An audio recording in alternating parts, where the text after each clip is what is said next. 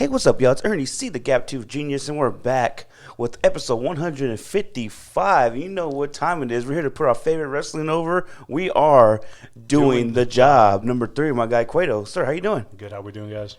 Man, we're talking about this wrestling adventure we got going on, and I love doing it, but we're finding out real fast that 6 hours of WWE television is definitely the best. There's 45 minutes we can just focus on. Sure. And everything else is kind of a filler. Oh, definitely. We got what we have Night of Champions coming up. Night of Champions coming up on Friday or on Saturday. Saturday at 10 o'clock in the morning. And it's interesting how world politics are kind of playing into it right now. I guess we'll start with that. Not the world politics part, but are you surprised that they didn't change locations? Yes and no. I think there's a relationship that they're trying to maintain there between the Saudis and WWE, and trying to maintain this kind of global brand that they want to create, continue creating. I give it to them for giving the wrestlers the options to, whether or not they want to participate and go through it. I think we talked a little bit before this podcast. I think Dom and AJ decided not to push the button on this weekend. Mm-hmm. It's actually kind of scary if you think about it. Oh, definitely. Being at home, we're thousands of miles away, and we kind of feel the effects of. We second guess like, damn, what if? Oh, And it doesn't matter who's able to, we don't go into the whole politics. It doesn't matter what's going on, like what people's capabilities are. But imagine being, I don't know how far. Where the hell is that in Saudi Arabia? I can't say. Riyadh. I don't know how far Riyadh is from everything going on in Iran. So maybe 200-300 miles away. I'm sure it's a little more. That area is very sketchy place to be right now. Definitely, yeah, it's definitely a hot spot. Especially being American. Mm-hmm. But am I shocked they didn't change it? Absolutely not. I kind of understand how the business works and the money part of it, and I'm sure they will give people options to opt out. Mm-hmm. But we didn't opt out this week, man. So again, welcome back to Keep Grinding the Podcast. This is episode 155. Appreciate everybody tuning in. Keep grinding the podcast. Keep checking us out. We're hitting you guys with content maybe twice a week. And I'm really enjoying the ride again, bro. Thank you so much for taking your time out your busy day and talking some wrestling with me, bro. Always a pleasure, man. Again, it's one thing when we kind of go back and forth and we text and kind of, send each other the little weekly memes and stuff like that of what's going on in wrestling. But it's kind of cool just to be able to sit down and talk it out with somebody. Oh yeah, man. Again, it's just we're doing the job, man. Putting it over. We have SmackDown. It was on June 20th. It looks like it's just so crazy how it feels. It was 5 days ago, and it feels like a lifetime. It's just that the content that comes out, and I guess in the world, right? Well, 5 days is a long time, dude. Go in between. So there's a lot of things that happened globally in the last 5 days that really kind of changed what the world's thinking about. Now, that being said, the one thing first and foremost that you pull away from SmackDown, the pipe bomb number 2. The pipe bomb number 2 from John Cena. Man, we could dive into that right now. For sure. How did you feel about that?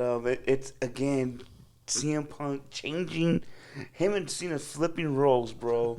And we see it happening. It's a great time right now. Oh, man, we talked about those last 2 times now, but every time they keep adding another layer to it, and just the fact that, Cena sat there and probably wrote out what he wanted to say, how he wanted to mimic what Punk did, 12, 13 years ago, and make sure that his kind of just touched on everything that he wanted to touch, but still kept the formula that Punk had. And, all the power to it. That was amazing to see, man. It was definitely a master class in working a promo. Was he lying? Not at all. CM Punk he is known to, as much as I love Punk, it is about the business. It is about the money. He is Mr. TKO, and they knew what they were going to get. Yeah, he's definitely not. I mean, you're not watching SmackDown and thinking like, oh, Punk's an up and comer. Like, no, he's top tier. He's not messing around in the middle card anymore. He's not. If he's not in the main event, you're asking like, why isn't Punk in the main event? Mm-hmm. He's that caliber of wrestler now. He doesn't need to be in any other role right now. I mean, again, nothing against Punk or anything like that, but let's be fair. He's a guy in his 40s. He's not going to have a whole lot of longevity left in his career, and if he wants to do the things that he wants to do, he has to do them at this point. Definitely. I think I actually wanted to ask this question. I was gonna text you, but I wanted to say it for the podcast. How do we feel about Slim Jim being the sponsor of these tables? What is going on? Is this? I see the business is definitely changing. You don't want to use those terms like Vince would never.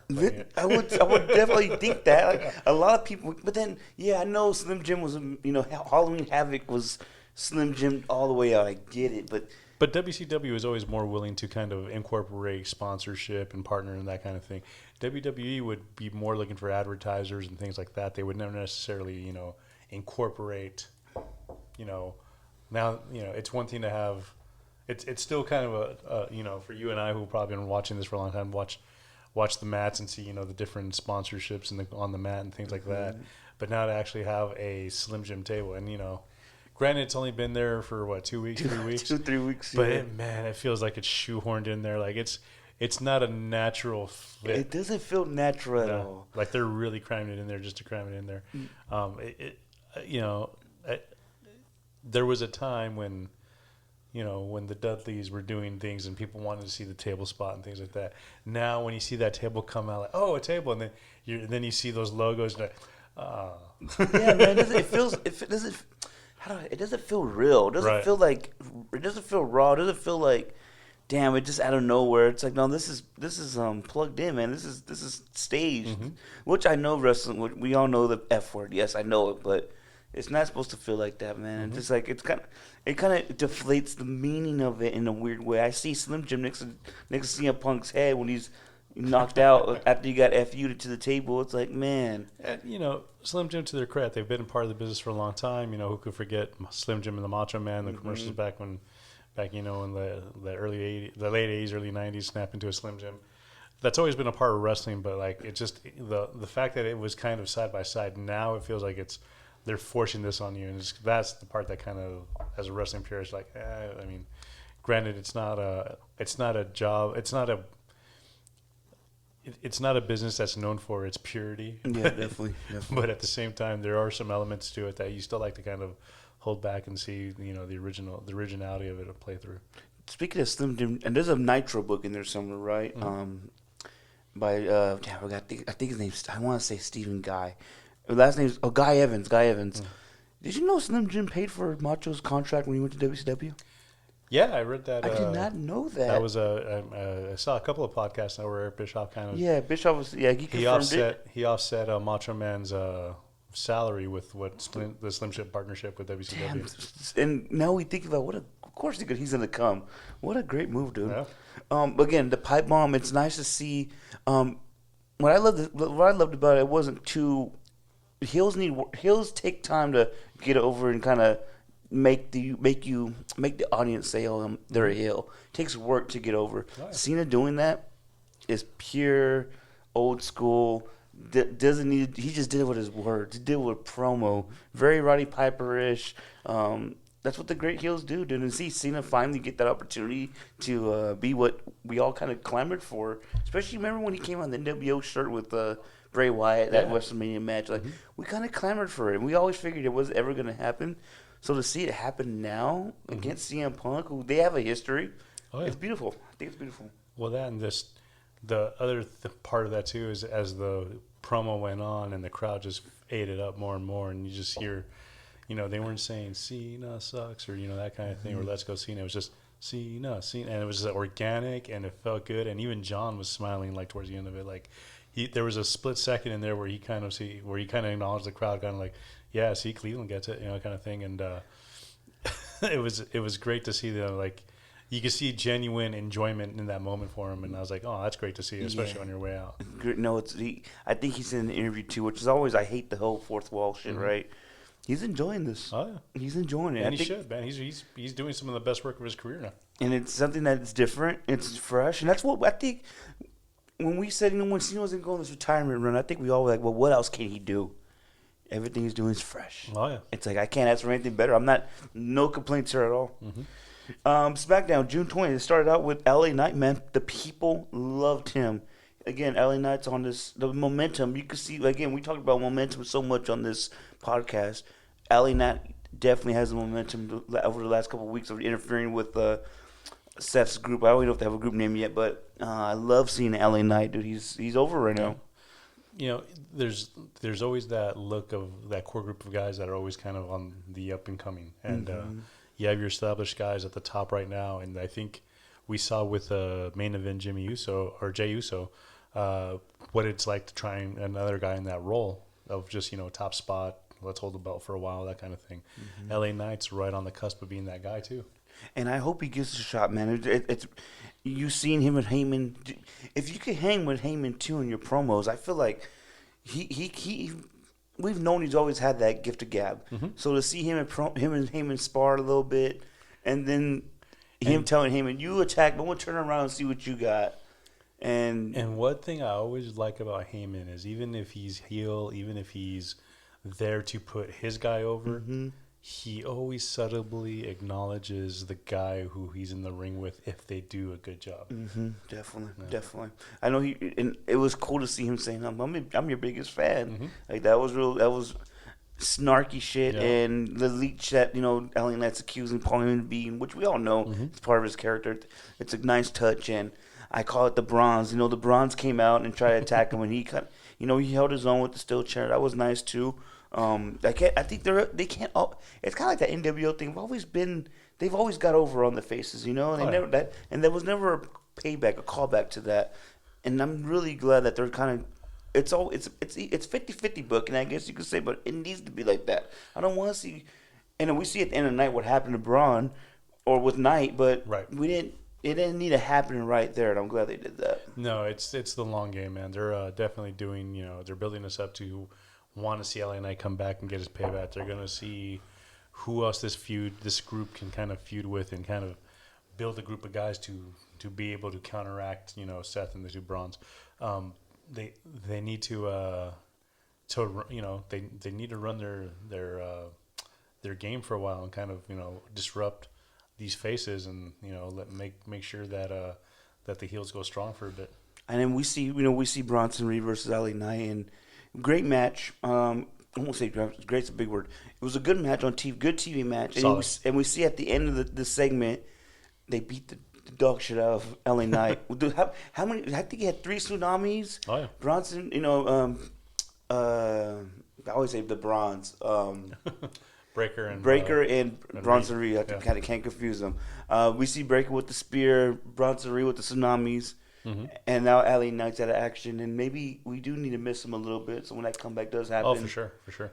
Maybe that's part of the whole going to Saudi Arabia thing too. Don't know, but maybe they need to take him out for a while.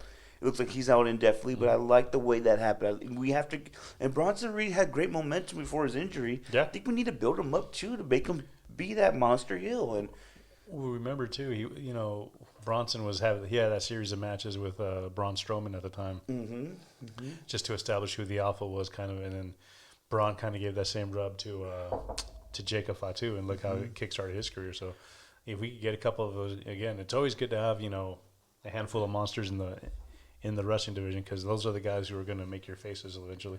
And it's not, man. Now I see Seth, and I see Braun, and I see Bronson. What a group! Oh yeah, what a group! I know we said that a few times on the pod, but I still can't. When I see these guys, and the only thing about my biggest complaint with Bronson Reed is him wearing damn Jordans with his suit. That's the only thing. Everybody else looks real nice, but other than that, that's cool. Like that is the future of. Probably white feet, brother. I don't know. No, definitely, man. At least tuck them in, bro. You can't have the tongues out. And then we went to the Asuka Alexa Bliss match. We kind of glazed over that. The winner's gonna face the winner of Roxanne and Cargill. Which, again, this is a couple days after Raw, but we kind of seen how that was going. Yeah, it's a good spot for. It was pretty predictable. We knew Asuka was gonna kind of come back being booked strong. Alexa's transitioning into whatever the storyline is with her and Charlotte, whether are they friends, are they enemies, are they going to work together, are they going to work against? So, that story there is developing as it goes. And it's again that formula that WWE has. You knew when these commercials are coming. Oh, yeah. You know these belts are going to be like. It's kind of, you can see the pace of the matches too. Really, they fit into these pockets, which is I'm sure they've done this for so many years, but I'm kind of realizing that now. A little more, and I'm paying more attention to it. And then we have Kid Wilson come out, and he was attacked by R-Truth, who he has a match with Cena that night. So that was It was a little confusing. it was confusing at times. Again, they're still saying R-Truth. I'm like, I thought this was Ron Killings, but whatever. I think they're you know, again. So Kip Wilson was originally scheduled to face Aleister Black. Mm-hmm. Aleister Black made it almost to within arm's reach of the ring, and then that's when R-Truth came out and attacked Kip Wilson. I think they're going to try and sell now that it's again no disrespect to R-Truth, but I think now they're going to transition him into a program with Aleister Black. It seems like, And it looks like damn, why do I'm always drawing blanks on the podcast. My guy Damian Priest too. Those three are going to be intertwined somehow too. And do we see Truth back in the Judgment Day? oh no, I think You Priest think it's and done? like again, I thought Priest and Truth have some unfinished business there, Mm-hmm. and they might be the nail that kind of breaks the once the Judgment Day does kind of fall apart, because I think that's what they're teasing. Little by little, there's a story right now being played with Liv being gone, with Roxanne kind of shaking things up. So we'll see how that goes on. And I think I wouldn't be surprised if Priest and Truth have something to do with it. And the injury bug too, man. It looks like it's taking its toll. Besides the whole Saudi Arabia controversy right now, Liv is out. Liv is out. They just wrote off LA Knight. They and just got Chad Gable. And Chad Gable. I was like, Chad Gable got the shoulder, and Al Grande Americano's out. I don't Two know if they're guys. the same guy, but they have the same injury. That's It's contagious. and this is the thing, though, and this happens with every sport, but we see that injury bug always creeping with WWE at times when it's like what happened with the Bloodline story, and Oh yeah. it's the injury bug right now, man, and it sucks. Again, Liv Morgan, dude, I thought she was gonna be on. We predicted she'll be on TV, but it looks like she won't even be on TV from here on out. Yeah, I don't know what the whole storyline is with that. I wish, I think she lives a player. She can contribute onto it. Yeah, I definitely. think the kind of the layers of things that are going on around her. It's kind of funny that she doesn't really need to be there for this storyline to play through. Mm-hmm. There was another prediction we made last week, man. It's coming true. I forget which one. It was with the fellas. Damn, I don't know if it was with R-Truth kind of just being unpredictable. Maybe that's what we talked about. But I gotta listen to it again. But we're gonna keep making predictions. For sure. We have Cody and Jay promo, and I love that what they set up for Monday night. It's business, and it's gonna be the best man who wins, and there's only room for one of us, and I enjoyed that a lot. And kudos to them; they stuck to it. I mean, I thought there might be again. I think last week in our predictions, I kind of thought there was going to be a heel turn. I thought there was going to be some sort of. I thought Sami Zayn was going to be involved. Looks like they're going to save Sami for Karrion Kross. Yeah, So we'll that's talk gonna about be that in interesting. Raw. Yeah, for sure. We had Sami Zayn versus Randy Orton, and that was another decent. They're having decent matches on SmackDown, no Again, matter what. Sammy's always a solid hand, and Randy's Randy. Randy's always going to put on a decent show. The match that people have been wanting to see for a while now is going to be, this American Nightmare Cody versus Randy Orton. Now he's not so much in this kind of student-teacher relationship anymore. Yeah, Now they're more definitely. on equal footing, so it's going to be kind of interesting to see how that plays out. Good spot. I love the spots outside with Sami Zayn and Randy Orton. There were some good spots there. When he was suplexing him on the table, and people were saying one more time, dude. Sami, in a weird way, Sami Zayn reminds me of Cactus Jack. Oh yeah, I can see that. I can see the bumps he takes. The people love him. He's an underdog all the time. He's an underdog, and for some reason, just reminds me of Cactus. Not Mick Foley, not Dude Love, not Mankind. Reminds me of Cactus. It's the bumps he takes, and the people love him, bro. Well, again, here's a guy who comes out every night. He gives you his all. You can tell he's passionate about the business. He's been in it for a long time. He's there to work. He's there to put himself over. He's there to do business with other guys. He doesn't strike me as a guy that complains or politics a lot backstage. And when you get his performance, you get a genuine performance out of it. Definitely. Similar to Cactus Jack, man, when he was out there and giving us his all and putting on those matches, we wanted to see him with the strap. We wanted because he earned that in our eyes, and I think that's what Sammy's doing now. And it looks like I jumped ahead, man. It actually was Bronson Reed and LA Knight later at the next match after the fall 2 when Solo Sikoa promo. So Yeah, that was Heyman's call at the beginning of the day, the beginning of the show was that before the night's over, that I was going to end up getting hurt. So, man, again, 2 devastating spears, man, 3 tsunamis. Reed takes out LA Knight, and man, what a those guys are athletes, super athletes. We'll talk more about it on Raw, but damn, Braun Breaker, dude, fucking stud. Stud. I love seeing it. You can't not see those guys run through people, and that's the big thing right now. They're going to have to run through people. It's going to be some of our favorites. Unfortunately, you're going to have to pay that price, but those guys definitely have to be the monsters that we think they are. And we had the main event for Cena and R-Truth. How did you feel about that match? The match was solid. Again, I think those two guys have been knowing each other for so long, worked with each other for so long. You know, it's always good to see their chemistry. They always work well together. You know, the multi-layered portion of that match, though. You know, it's one thing to have Cena and Truth and see that that face Truth versus heel Cena. Mm-hmm. But the other significance to that was it's the same match that was 12 years ago before the pipe bomb. Definitely. And then with Cena was left laying through a table, and then Punk went off on his pipe bomb. And we'll see it here. Just love seeing Cena's heel tactics, man. I kind of was bummed out that the R-Truth match was only 5 minutes. Yeah, it minutes. wasn't very long. It wasn't that long at all. And just I don't want. And we have so much time, but I want to see R-Truth go over, man. I want to see the people clamor for him, and I just don't want it to be forgotten how much he entertained us. Yeah, and just to get this spot and have his comeback being and him interrupting at some what was the last pay-per-view? What the hell was it? What? Oh, the Money in the Bank. That moment was such a great moment. I don't want that to be, especially in this. We have a PLE every 4 weeks. Right. Just don't want that moment to be overshadowed because I feel like that is a special moment. It was one of the best moments we had so far, like in the last couple of years, in my opinion. Well, it was a genuine move where we did not see it coming. I mean, exactly. And how many of those do we have left? Yeah, exactly. Everything is so easily, we're calling things out 2-3 weeks in advance. Definitely. So we have Raw and Smackdown. Let me see here. Let me go to the card. I guess let's talk real fast. What do you have for do you have CM Punk, or do you have Cena winning this main event and Night of Champions on Saturday? I don't know. I think Punk comes up short. I think Cena is going to hang on to the strap at least until SummerSlam. Imagine if Punk wins. How interesting does this division get?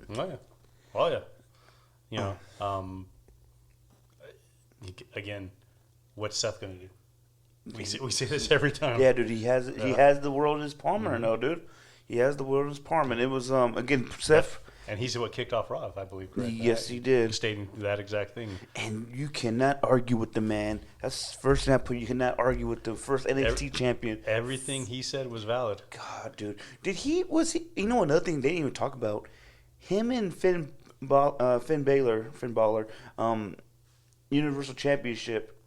He was who Finn when he got hurt. Right. He relinquished his title to Seth that time, right? Right. So Finn was the first Universal champion, and then got injured in the match. And then Seth kind of took over from there, right? Yeah, he was awarded the title the next night. And it's dude. I think he's the first defending Universal champion, which they didn't even mention.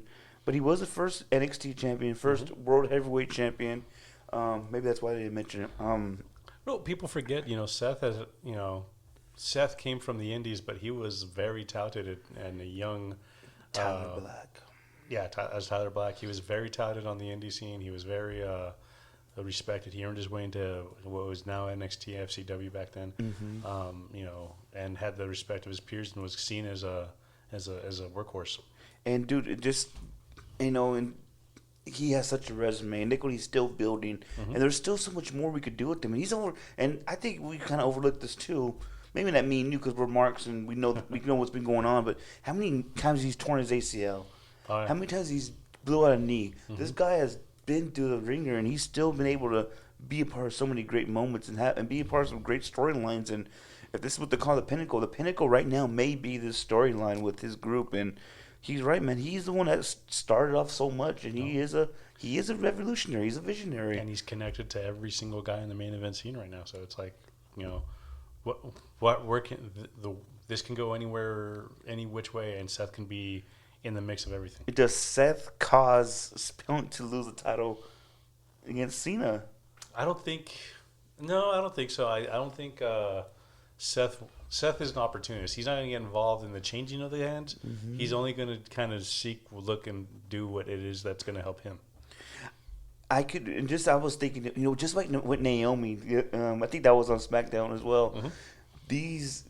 Naomi was going to try and cash in on Tiffany, and Nia blocked her. If they do these Money in the Bank cash-ins correctly, and it's an attempt, mm-hmm. Man, we have a lot of entertaining television, bro. For sure. The way that they're stacking things now, again, the obvious one for Seth would be Cena losing to Punk, and then Seth taking the title off his hands. And then on the girls' side, I think there's a number of things that you can see, but what I'm assuming the storyline's going to play out would probably be, and then not to kind of get ahead of ourselves here, but Jade's probably going to go over on Asuka, and then if it's her and Tiffany, then Naomi can kind of cash in on Jade should Jade pick up the title. Definitely, that'll be continued storyline. Right. The other kind of thing, though, too, that's again, as a purist of wrestling, you'd want to see is if Asuka wins, her and Kyrie going at it. That'd be nice. Yeah. That'd be nice. All right, so next up, we do have Braun Breaker and Penta. Man, Monday Night Raw knows how to kick it off. Very. Sure. Again, if we love Nitro, we love these banger matches that really start in the beginning, and this was the first match of the night. Dude, this is like, and it lasted. The first 45 minutes was nonstop action. And they should. These two, those guys put on a match. It just. You saw Penta kind of putting his lucha style in there. He was getting his moves in. Braun was showing off his speed and strength. It was just, again, very crisp. Everything that was, one of the things I always have an issue with when you have a luchador versus a big American wrestler is making that match believable and making the offense believable. But, man, both of those guys were actually sitting there and selling it. Everything looked credible. Man, Penta has the charisma. I think we've always gravitated towards that as wrestling fans the last couple of years, and just to see him, WWE always knows how to take when they want to and they see it too. They know how to really elevate that and bring the best out of it. And Penta has so much charisma that's being shown on screen. It's actually kind of funny because when he was in AEW the last few years, the big thing you would talk about with Penta is just like the spots in his match, the things that he would do was incredible. You never saw like his personality. You never saw that kind of like side to him, and he was just kind of he'd come out to do his his Cero Miedo thing, and that was it. But now like you're actually kind of seeing him play to the crowd. You're actually seeing him hype people up. Interviewed, yeah, and it's like that's the formula here, man. I know Phoenix is kind of like we didn't even see him on the SmackDown card. Maybe he is a little bit on the back burner right now, but you know what? I'm okay with Penta getting the shine. He is a Mexican superstar, bro, and it's nice to see. And a couple spots I really, again, saying Braun is a vicious athlete. That high knee in the corner, what the hell? That's balance. That's that's precision. That's entertaining. The high knee and then goes into the Frankensteiner. Good God, dude! What a maniac! What a special. He's a special guy. I don't think we're as much as we gush over that guy. We're not appreciating all the things that he's capable of yet. And the bark that he's barking at guys, and little touches like that, man. And seeing, I believe Penta tried to like reverse fly crossbody, and it's met with that spear, which reminded me like Shane and Roman. Oh yeah, that's what. And man, Penta sold the shit out of it, dude. It was beautiful to see. And to his credit, Braun made it look as credible and as real as he could, but you can tell he still protected Penta. So there's again all the things that you want to see in a wrestler of that size. You know what? Before we move on, that Frankensteiner too. Oh. God, man, what an athlete, bro! What an athlete. Okay, we did talk about Roxanne Perez and Jade Cargill. We knew what was coming. We knew kind of what was going on with that match. So one of the things that I wanted, I'm a fan of Jade. I like Jade. I think she's a superstar. I think. She's not gonna be ringing Meltzer's 5-star rating scale all the time. But she's like a Cena, like a Roman, kind of like she's a superstar by appearance, and if she can make the match even credible, at least she's gonna do well. What really I took away from that match is how impressive Roxanne was in making her opponent look good. She was everywhere she needed to be. She bounced where she needed to be bounced. If there was any missed spots, it wasn't due to Roxanne not being where she needed to be. She is one of those workers, and you need a good dancing partner. Oh yeah, and again, for what's this, her second or third week on the main roster, and this is her second, third week on the main roster, bro. Yeah. Oh my God! See, I watched it a little bit, but I'm gonna be honest with you guys. I just watched the big stuff. I didn't really have time to now we're making time, but I didn't really watch a lot of women's wrestling unless it was the big things, and her and I believe Julia. Okay. Were the ones that came up together, and then they separated them. Dude, but yet Roxanne Perez, like I said, I think last week or a week before, I look at my notes. Impressive. I enjoy watching her, definitely. and she looks like you can't tell she's a newcomer. She looks like she's been there for a while, and it's. I'm glad you said that. It's refreshing. Becky Lynch and Bayley. I'm gonna be honest with you. I was kind of disappointed in the outcome. I like clean finishes, but I get it. It gives them something to do with Lyra. I think it's another element to it. Again, we talked about this a little bit last week, but again, off just the top of my head, I think I can think of 4 or 5 Bayley Becky matches, and every time they're not the same. They're always something different, and it's impressive that because those two in Charlotte, they all came in at the same time and tied together as the next coming of the women's division, and they've always had matches against each other. And they're not telling us the same story every time. Now there's something else, a different element to it. And again, I'd like to see that play out. I thought it was somewhat compelling. Lyra kind of disrupting things at the end there. I know I see the vision for the match. I just I wouldn't mind seeing a period on Becky and Bayley, and then add Lyra, definitely. As opposed to now it's unfinished. Now there's 3 people going at it. Definitely. Again, but we can't. Again, we're gonna put it over. We love everybody to intertwine their stories on top of stories, and that's something that we maybe back in a couple years ago we didn't get that. That's true. It's very intertwined, and it's keep building. Before we get into our next segment, we had Goldberg have an interview with Michael Cole.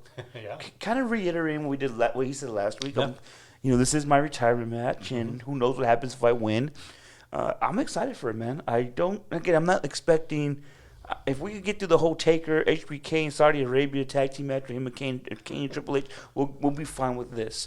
I think Gunther's going to be able to take care of him in the ring, and we'll get the greatest hits. But I'm really excited to see Goldberg, man. Yeah, I think Goldberg again. If he doesn't go in there and try to make it a 5-minute squash match where he's trying to just put power move after power move after power move in there, I think he can tell a story. I think right now what I'm looking to see is a guy kind of going in there. He'll get his stuff in. He'll get some moves in here and there. Gunther ultimately will prove too young, too powerful, and Goldberg just doesn't have what the tank. Essentially, he's a warrior that wants to go out on a shield. Yeah, definitely. And that's what I think what's going to be the playoff in that.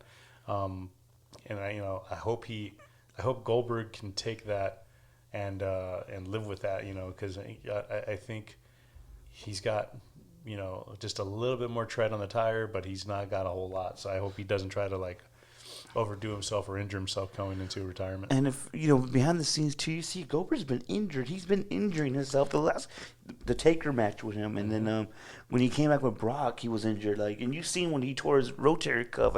This guy is very fragile, man. So I hope everything turns out the way. Even when he came out and confronted Gunther 2 weeks ago, just the way he walked out to the ring, he had a limp, and I was just like, oh, They said he injured himself. And he was in. If you look at his Instagram, Sure. he was injured during training. So he's going into this, but he has a couple weeks, and hopefully we catch that. Maybe, I think that's July 12th, I believe. I just hope he doesn't come into this training like he was, back in his post NFL early WCW days, man. It's like those days are gone, man. You gotta worry about mobility and trying to get through the match. Yeah, definitely. Just be in shape. Just getting some type of cardio shape. You don't gotta jackhammer the Big Show anymore. And dude, it was funny. I seen this TikTok, and it's like, just in case people forgot who Goldberg was. What another vicious guy. if Braun could be that, and Braun's more, like, I think we talked about that last week, so much more seasoned than what Goldberg was when he first came in. Very similar, man. The way they move, when they move across those ropes, dude, damn, it's crazy. The intensity that those guys just kind of exude, like you know, you don't look at him and think like, oh, okay, he's a mad guy. Like, no, he's just gonna go through you. That was kind of what you're expecting. How did you feel about the Rhea Ripley and the Roxanne Perez confrontation with Raquel Rodriguez? I'm always a fan. Like, I don't know what it, again, probably goes back to my the little kid in me or whatever, but like I always liked growing up seeing the Giants go at each other, and really Rhea and Raquel are tagged kind of like the two female giants, so kind of in a way. You know, again, anytime, like growing up, anytime you saw like, you know, the one man gang and Big John Studd or stuff like that, but I think this is kind of similar. But again, Raquel and Rhea aren't necessarily like, you know, those big tower. I mean, they're much more mobile than like a Nia per se. But like, it's just, I always like to see two power wrestlers kind of go at each other, picking each other up, slamming each other around. And I think that's what you're going to get with these two, because they're two kind of gimmicks, are both, you know, big, hard hitting girls that are not like, you know, petite or anything like that. They're not afraid to pick you up and slam you. Rhea's got her pump handle, which I love. And watch it now. Yeah, and then the Tahana Bomb, which is also, you know, I think she sold it and did it really well. I don't think people really grasp how big of a girl Raquel is and how strong she is. Yeah, definitely. When she hoists Rhea up, man, she made it look pretty easy. Like, there's no, like. Oh, gotta get that. Yeah, and held her up there for a half second and just like positioned her. Like, that was very well done, and kudos to Rhea for selling that too. Great sound. On the Slim Jim table. I was gonna say the Slim Jim right in my eye. And then we had the main event, man, which I was really excited to see. I know that promo on Friday made me want to watch it.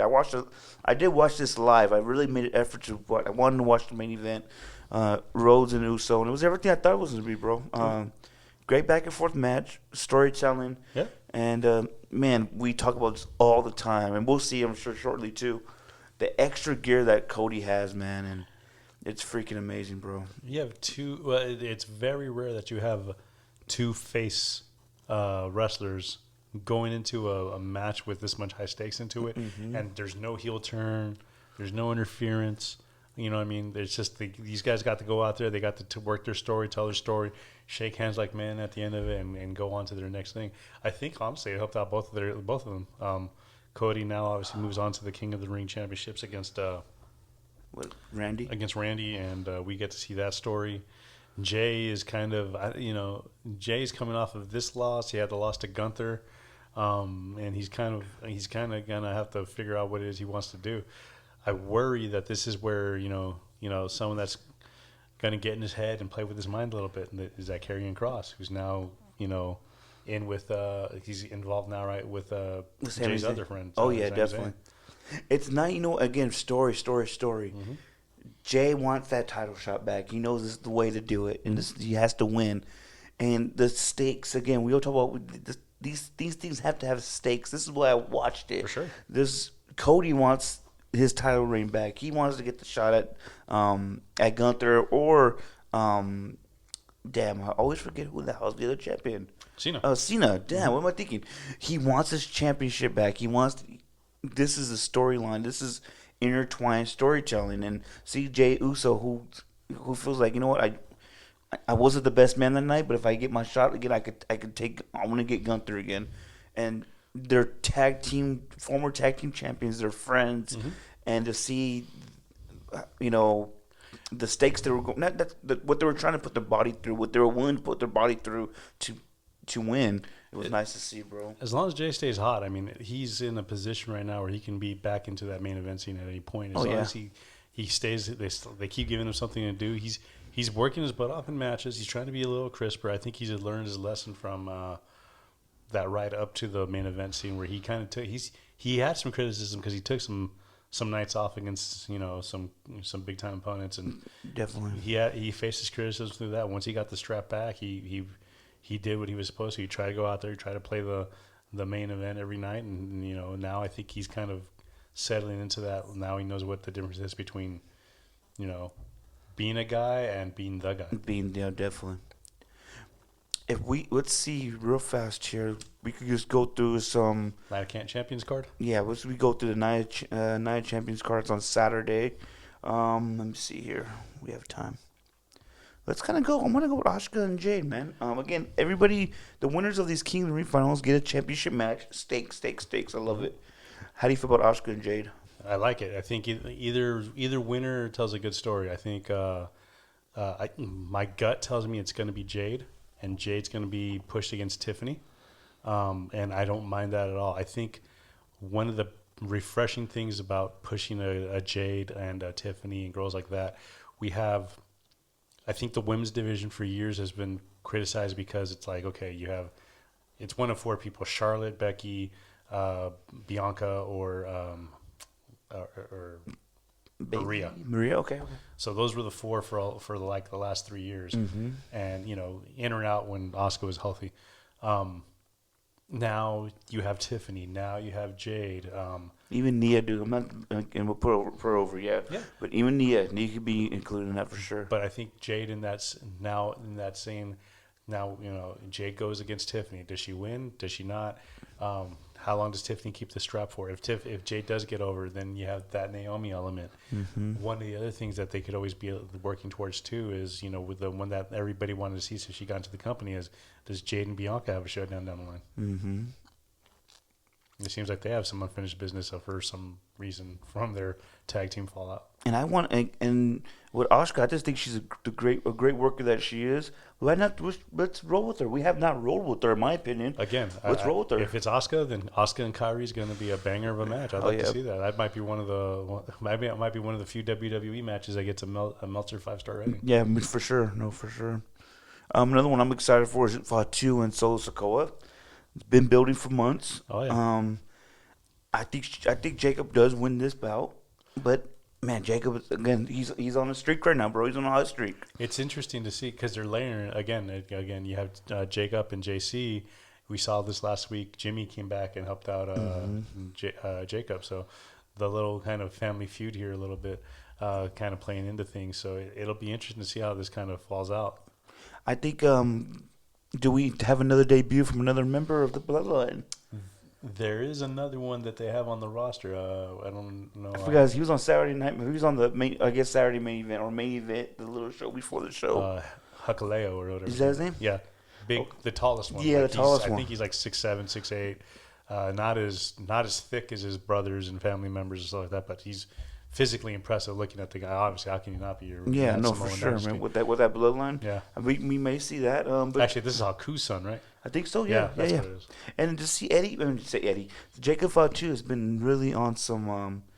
Man, the charisma, the fans love him, and he seems like he's an authentic guy. He's being himself, and I really enjoy that. It's a very kind of cool thing to see because he's got that kind of that Braun Breaker kind of intensity, but he's got a little bit of a street edge to him and that kind of thing too. So yeah, he's got a little gangster in him that to sell with that little kind of that monster heel gimmick or a monster gimmick now, I guess. And he's not a young guy either, bro. He's a little older.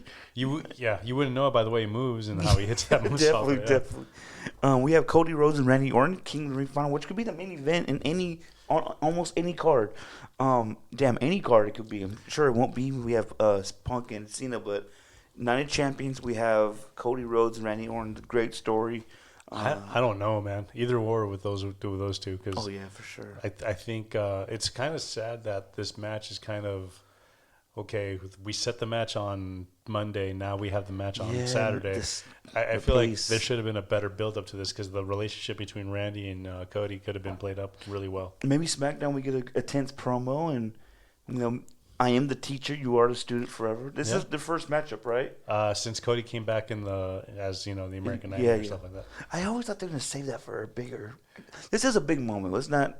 I guess I know it's across the damn continent, across the planet, but I always thought that could be something big. Again, this is something that this could be something that could be fed into the SummerSlam main event too. So let me see here. Let me see what the story is. I imagine right now.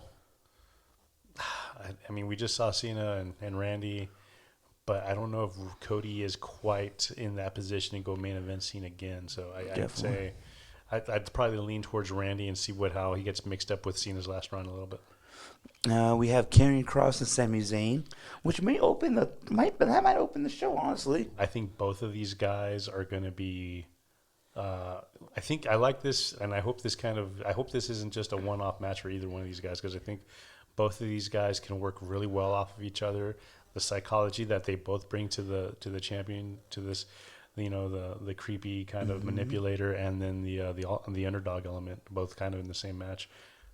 do you see, man? Like if we're gonna keep this going, maybe a best out of 7 falls, a la Benoit Booker T type of thing. Yeah. That's how you get them over. That's how we get these feuds over. That's how you get especially the guys who are kind of the undercard, don't get that much exposure.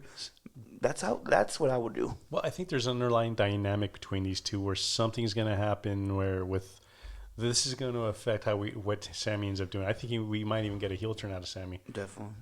And I love that. Did you see the punch he gave him? Oh, yeah. That was a great punch. And then the main event, we have Cena and Punk, man. We talked about it a little bit earlier, but talk about this is the way to sell tickets. What's not to sell? These guys are doing everything. When you think of WWE right now, this is what you're thinking of. Yeah, for sure. This is where your focus is, and this is what people wanted to see. Oh yeah, and again, I think I saw an interview recently where John says something to the effect of like, okay, we're running out of dates now. This last part of this run is going to be dictated by the fans. Yeah, and definitely. And how they see how things want to go, and it's funny because I think what John's always wanted was acceptance from the crowd, like just for being the guy, and I think he's really at that point now where he's solid. He's a solid performer. He's a solid entertainer, and people just have the respect for him out there now. You know what? My prediction. We'll talk our prediction from last week. The 3-way at SummerSlam. I think that might happen. Punk Rhodes and not Punk Rhodes. It might be Punk, Cena, and Rhodes, or Roman, or Orton. So I think it's going to be a 3-way at SummerSlam. Maybe you throw Jay in there somehow. Mm-hmm. Somehow this is going to happen, I think. And it won't end here. I think it might be a DQ formula. Mm-hmm. We know the formula here. It might happen. But that's my prediction, because SummerSlam's going to be around the corner, bro. Oh, yeah. It's only 4 weeks away. So I think that's kind of the move. It's going to be maybe Roman comes back too. Don't know. Let's see what happens at the end of this. But I don't see a conclusion this night. I think it's going to continue to go on. I think the story is a little too hot to just put out. Yeah, for sure. It's not going to be a one-time thing. Yeah. But yeah, we'll see what happens, and maybe when we come back next Wednesday, we'll go over SmackDown, Night of Champions. And we have Monday Night Raw, so we have a lot of wrestling to cover in the next couple of days, man. Busy week. It's crazy. Our first podcast was the Money in the Bank conclusion, the card, and now we got another PLE. It's crazy how fast these things are happening. And then how far are we away from that Saturday night main event? Oh yeah, that's July 13th, I believe, or July 12th.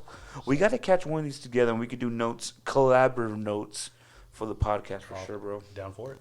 Hey, man, this is going to be episode 155. Cannot believe we're just pushing out the content the way we are. I'm Ernie C., the Gap Tooth Genius. Arnold Cueto. And we are Doing the Job podcast. And please tune in. Keep grinding the podcast. Follow us. And we'll see you guys next time. We out.